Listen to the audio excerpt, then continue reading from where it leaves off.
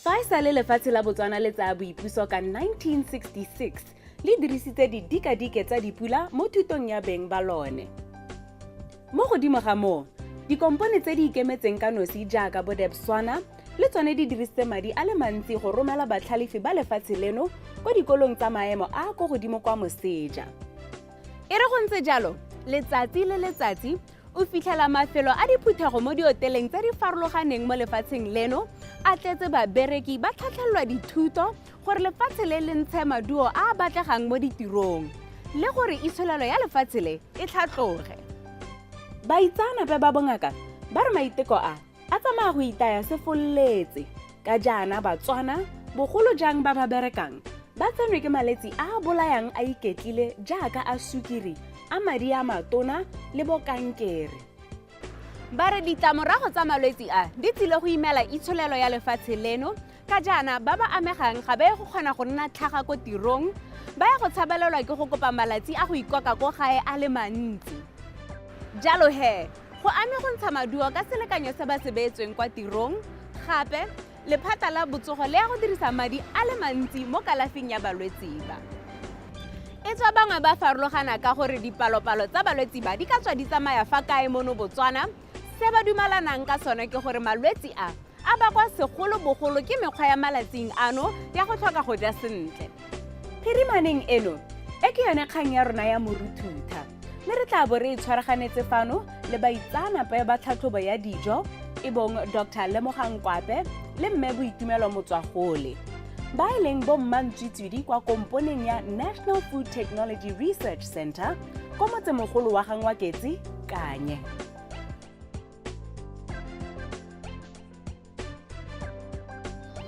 Re a le amogela mo First Issues. Mo phirimaneng eno re sekaseka gore babereki ba ka ja dijo tse di ntseng jang gore ba nne tlhaga ko tirong ka go fema malwetse a bakwang ke kgone go tlhoka go ja sentle. Ko tshimologong ya puisano ya rona le Dr. Kwape, re ile ra mmotsa gore mme gone fa re bua ka go ja sentle, re a bo re bua ka ga eng? Pele ga kgotsana ke ka araba potso ya gago, pele mma ke bolele se re se dirang kwano mo NAFTEC. Re hile boikarabelo jwa go dira dipatlisiso ka dijo, go tlhatlhoba boleng jwa dijo, go dira dijo le go tokafatsa boleng jwa tsone. Mme go tsena ko setlhogong sa gago sa gore tota mme go ja sentle go tewa eng. Go ja sentle go toa go ja dijo tse di harologaneng tseo di neelang mmele gore mmele o tshele sentle. Mme nngwe ya dilo tse re dirang mo NAFTEC ke gore bona gore dijo jaaka di jewa ke batho ditlamorago tsa tsone ke eng. Yaanong se re se lemogileng ke gore re lebega re sa je sentle re le Batswana. Dilo tse di supang gore ga re je sentle pele ke dijo tse re di jang. Re ja dijo tse di nang le mafura a le mantsi, re ja dijo tse di nang le letswai le le ntsi, re ja dijo tse di sukiri e ntsi. Dijo tse ntseng ke di bua tse di na le ditlamorago tse di sa siamelang botsogo jwa motho. Dipatlisiso tse re di dirileng di supa gore bomme le borre ba Batswana ba lebega mebele ya bone e gola thata. Dipatlisiso tse di dirilweng ka ngwaga wa 2007, tse di dirilweng lefatshe lotlhe la Botswana ka bophara, le tse di dirilweng ka 2010 di supa gore sephatlo sa bomme se hitilwe ke mmele kana ka sekgwa mo go tle gote ba overweight, ba bangwe ba tle ba hete gote ba obese kana mmele o godile go heta thata. Se sa tshwenye ga godimo ga moo, madi a matona a bidiwang high blood le one a lebega a oketsegile. Ke tshwanetse gore ke bue gore mo dingwageng tse di 40 kgotsa di 30 tse di hitileng, madi a go godimo kana blood pressure e go godimo e ne e se kalokalo mo Botswana. Mme mo gompiekong bongwe mo borarong jwa rona Batswana re na le madi a go godimo wa. Bangwe ga re itse gore re na le madi a go godimo, bangwe re a itse. Mme kana ga re na le madi a go godimo re tshabelelwa ke malwetse a ditshika a ileng gore a tile a ke ra tlwaetseng ka bo maina a stroke le malwetse a pelo. Mme mo dijong tsone tse ne ke bua ka tsone tse dijo tse di phatsa thata tse ne ke di bua tsa sukiri, tsa letswai le mahura. Sukiri ka re e tsholetsegile thata mo e leng gore ano e setse e tshwenya. Yaanong motho o ka botsa gore yone mme sukiri tota re e jela eng? Boammaaruri ke gore sukiri e re ha nonogo, mme nonogo e kana ke yone e re dirang ditiro ka yone tsa letsatsi. Ga re sa dirise sukiri e kana nonogo e re e hanye, mmele o na le tsela nngwe e e leng gore wa e baa gore e tle re e dirise mo nakong. Ga nako eo e ka heta, tsela e le nngwe hela e leng gore mmele o ka e baa ka yone ke gore o ire mahura. Ke gone ga e leng gore tota re simolola go nna le mathata teng. Mahura le yone hela jalo ga re a jele ra ba e le mahura, mme mma ke kolelele thata ko sukiring. Re ja sukiri e ntsi re le Batswana, ke gore ga o ka lepa go ja sukiri ga rona mo mosong, re nwa tee, re e tshela sukiri, re ja motogo, re o tshela sukiri. Ka nako a lesome re na le nako tse re di bitsang re tsa tee, re tshela sukiri gape mo teeng.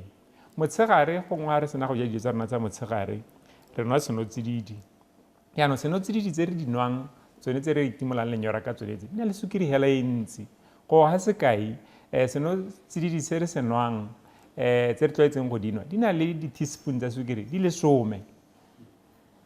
Yaanong ga o di tlhakanya le disukiri tse re di noleng mo mosong le tse re tla di nwang mo maitsiboeng le ka selalelo, go supa gore sukiri e re e jang e ntsi.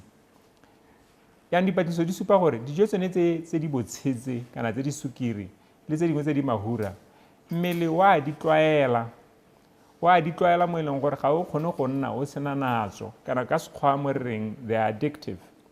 Dipatlisiso di supa jalo.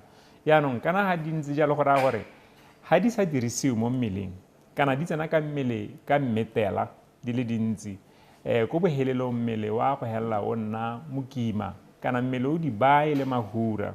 E be go raya gore ke mo e reng ko bohelelong e be e le gore Batswana ra re mebele ya bone e godile, mebele ya bone e mekima. E be go raya gore ga e le mekima jalo jaanong ba go tshabelelwa ke malwetse a amanang le ka ga re tshelang ka teng. Re le bantsi re ka ipotsa gore molato wa go ja dijo tse di mafura kgotsa tse di sukiri ke eng, ebile molato wa go nona le gone ke eng? Dilo di mokawananyana tse di ka iragalang mo mmeleng. Mahura jaaka a sena go jewa, mmele wa a itseela mo maleng, mme morago a age mo ditshikeng tse madi a tsamayang mo go tsone. Ga ditshika tse di ka balatse go nna le mathata ka gore di imetsa pelo gore e tabogise madi mo mmeleng. Ga pelo e imelwa go raya gore e bereka thata, ga e imelwa be le gore re nna le jone blood pressure. Ga e le gore pelo mo go imelwang ka yone mahura a yone a mo ditshikeng a hela kgopegile gore a tsamaye, a ka tsamaya ko ditshikeng tse di tshesanyane a hela a dikaba. Ga a dikabile ga e le ko tlhogong gongwe bo ka gote motho o nnile le ka rate re go buiwa gote stroke, mme stroke se se kgona go iragala mo dikarolong tse dingwe tsa mmele.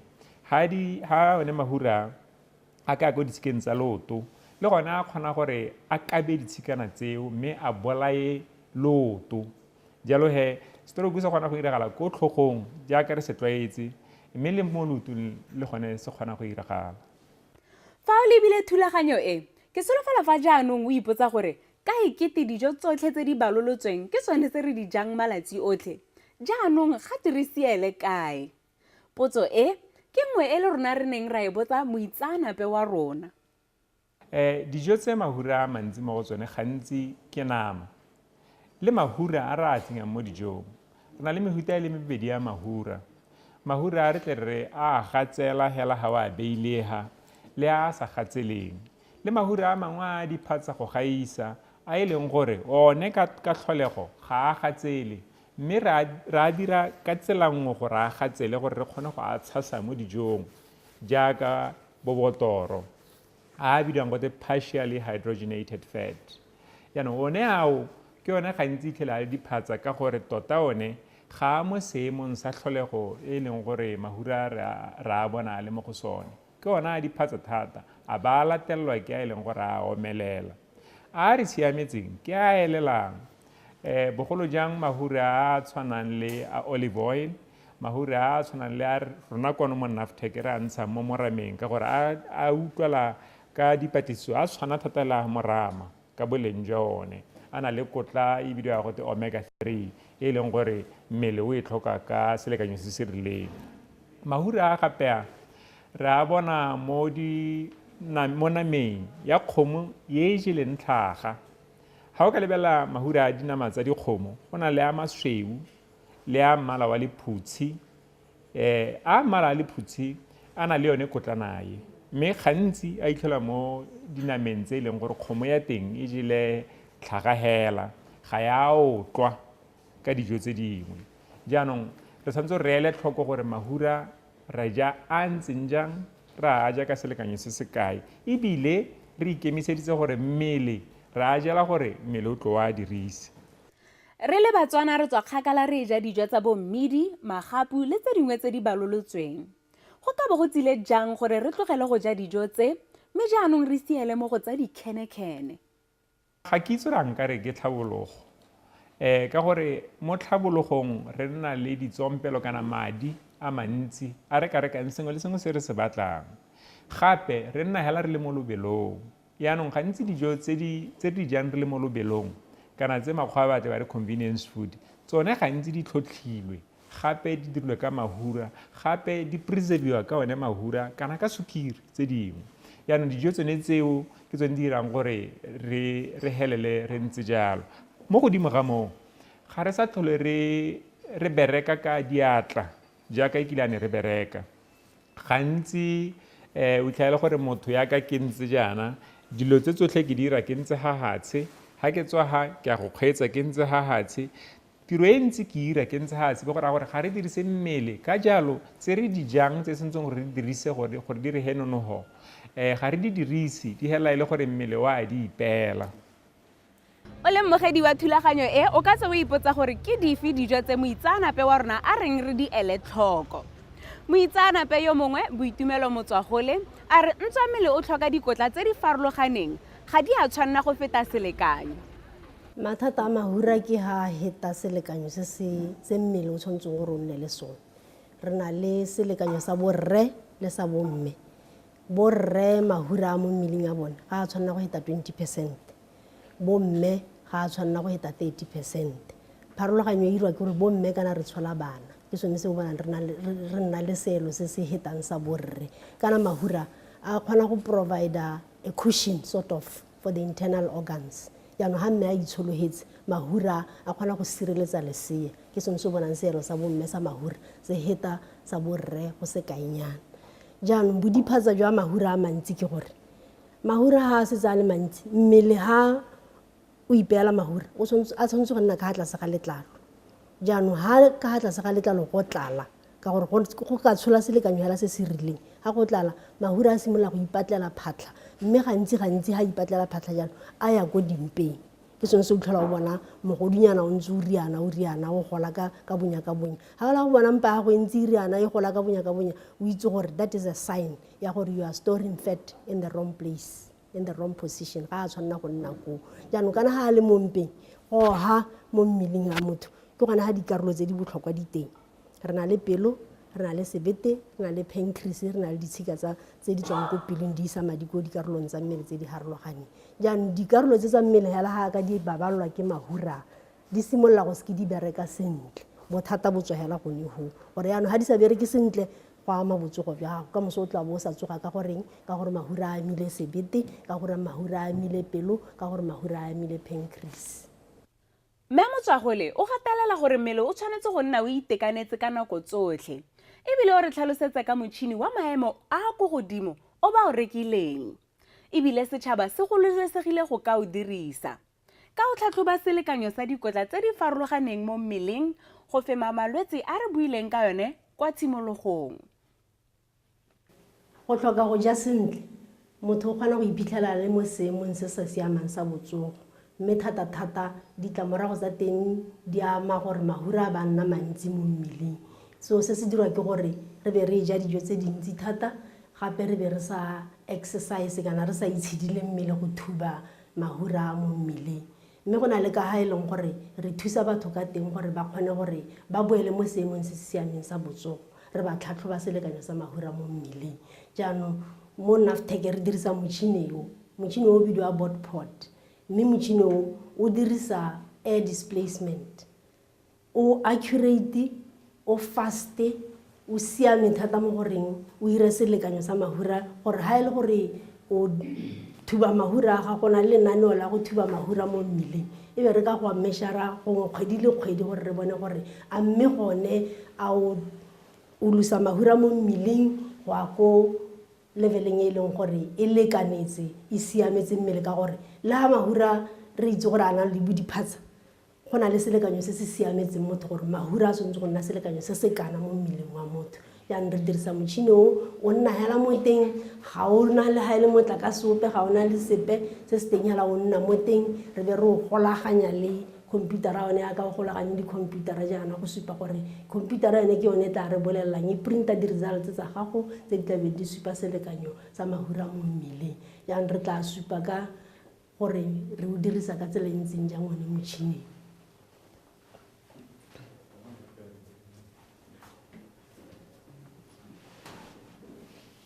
ha tsene hela jaana go lekane re tla be re tswala le tshwanetse go le bone gore o tsena ape re jang gore mmele wa gago se be go na le phego ga e ka iphitlhang teng ka gore o dirisa go displacea phego one motšhineng hela jaaka ntse yana in 5 minutes di-results tsa go di tla be di tswa ka ga computereng e be di re bontsha selekanyo sa mahura mo mmeleng yaanong the beauty about this machine ke gore o kgona go track hela ka le mo teng jaana re mo measure next time ha tla di-results tsa go tse dingwe santse di le mo di a gore bontsha diphetogo tse di ka tswang di diragetse mo selekanyong sa mahura mo mmeleng e be re ka kgona go bona gore a mme maikelo a go a go lusa mahura is he achieving it or he's not ha sa achieve be re ka kgona go mo thusa as experts in nutrition gore re mmolelle gore mme o ka go ja jaana o ka go thuba mahura ka tsela e ntseng jaana gore a boele mo rangeng e leng gore is acceptable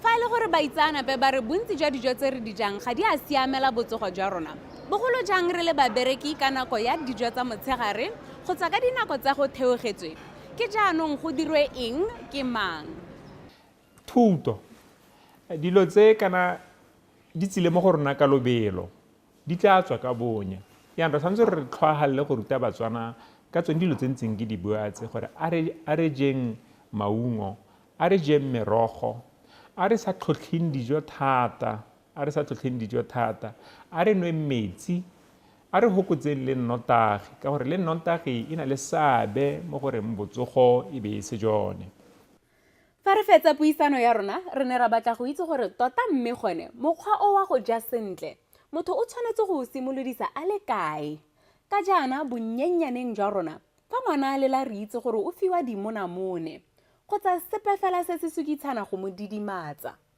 se se raya eng mo boitekanelong jwa ngwana yo fa a ntse a gola malwetse yone a ntse re bua ka one a bopelo a bosukiri ga se malwetse a nna mo letsatsing le lengwe hela ra ga mo lobakeng ke gone mo motho a tla re ke godile hela ka nna le kolwane e re hela ke tshwara 50 yana ke be ke simologela ke go lwala go supa gore ko tshimologong ga wa simologa o ja sentle yaanong ga a bona le hatla makgwa a batle ba re ke silent diseases or silent killers yaanong ga a bona le hatla yaanong go botlhokwa gore kokomana hela ga e simologa e rutwe gore go ja sentle ke eng gore e re mo go goleng ga yone e gole e tsogile sentle kgang ya go ja sentle ga e gatelelwe fela ke baitsanape ba bongaka ba tswa kgakala ba lela ka go tlhoka go ja sentle mo go re tsenyang malwetse a re bolayang ka tidimalo Too often lifestyle is neglected and people are ready to pop a pill.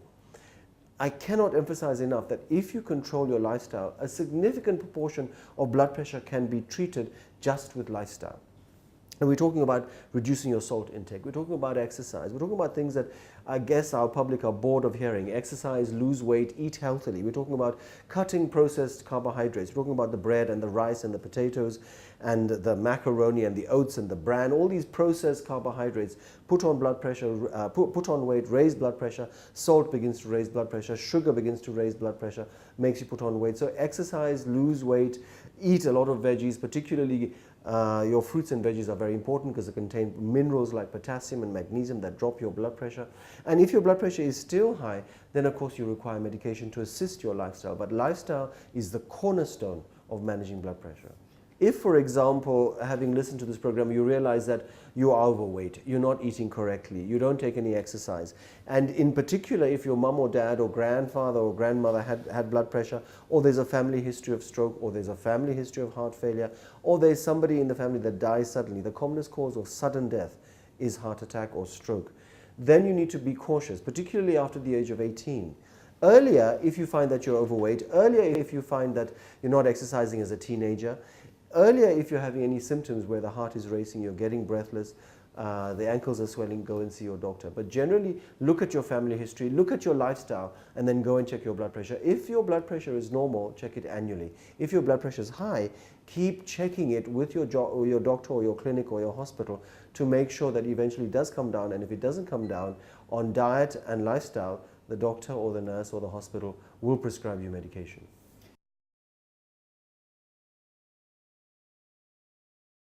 The most important thing is first to get it measured, and to make sure, one, you go and have it measured, make sure the blood pressure machine that is being used, one, has been checked and calibrated, two, that the cuff that is around your hand, or your arm rather, fits you. If it's too small or too big, you must request that the cuff be changed, because the cuff must sit correctly. Too often you will see people in the clinic where they've been asked to put their hand over the cuff. If you put your hand over the cuff, you're going to get an inappropriate recording. So please make sure that if you're being asked to do that, the cuff is the wrong size. So make sure the cuff is correct, the blood pressure machine has been calibrated, and also that you are relaxed. If you've just rushed into the clinic, or you've had an argument, or you've been stressed, or had a long day and you have your blood pressure measured, the blood pressure may be high because you've had a bad day, you've had a long day, you've had a stressful day, or you've had flu, or you're taking medication that may unexpectedly raise your blood pressure. Flu medication, decongestants, painkillers, many of these things can actually artificially raise your blood pressure. Because remember, once you often get a label of blood pressure, it may be for life, because we're going to come to it, I hope, that there's no cure for blood pressure. So once somebody labels you as blood pressure, make sure that it's an appropriate label. And then in terms of treatment, the most important thing, like we talked about in terms of diabetes, is lifestyle. Re lebogapogedi ya lona maitseboeng ano go fitlheleng beke e latelang go tswa go nna Nametso Semakula badiri ka nna mmogo le barotloetsi ba rona e bong First National Bank ra re a nne boroko.